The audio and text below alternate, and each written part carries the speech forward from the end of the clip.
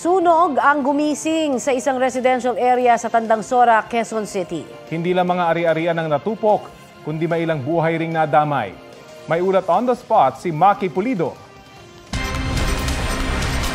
Maki?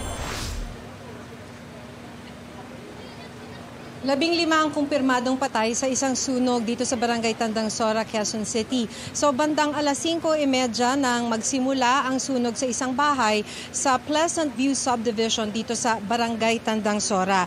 Napansin ito ng isang kapitbahay na nakapag-Facebook Live pa kanina para lang humingi ng saklolo. Umabot lang ng first alarm ang sunog at nakarating ang BFP sa loob ng 14 na minuto.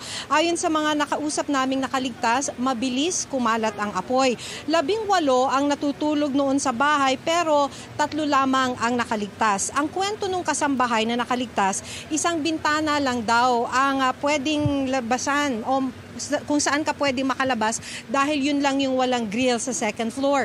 Doon na sila nakatalon palabas sa nasusunog na bahay. Pero sa bilis ng pagkalat ng apoy, 2 lang silang nakatalon. Hindi na umabot yung iba. Sa first floor ng bahay kung saan 12 ang natutulog, 1 lang ang nakalabas. Nag-iimbestiga pa ang PNP SOCO sa loob ng nasunog na bahay kaya hindi pa nailalabas ang mga labi ng mga biktima.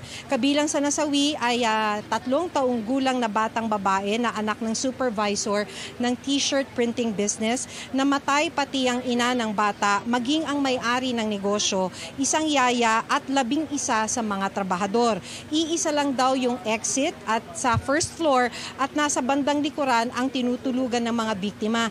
Ayon kay BFP, Bureau of Fire Regional Director Chief Superintendent Nahum Taroza, fire trap ang bahay.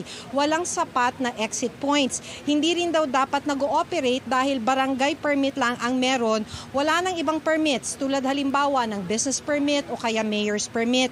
Nakapending daw ang application nito sa BFP pero para lamang sa isang maliit na opisina, hindi para sa isang printing business. Delikado raw talaga yung ganitong negosyo dahil nga highly flammable ang mga gamit. Meron pang mga nakaimbak na tela maliban dun sa mga makina. Sabi ng Barangay Tandang Sora, nabigyan nila ng permit dahil meron namang endorsement mula sa Homeowners Association ng Pleasant View Subdivision, Barangay Tandang Sora. Pero nung makausap naman namin yung ilan sa mga opisyal ng Homeowners Association, ang sabi nila wala naman daw endorsement para sa taong ito. Yung binigay daw nilang endorsement para rito na para lamang dapat sa isang maliit na opisina at retail business ay para noong nakaraang taon pa at hindi para sa taong ito 2023. Connie, Rafi?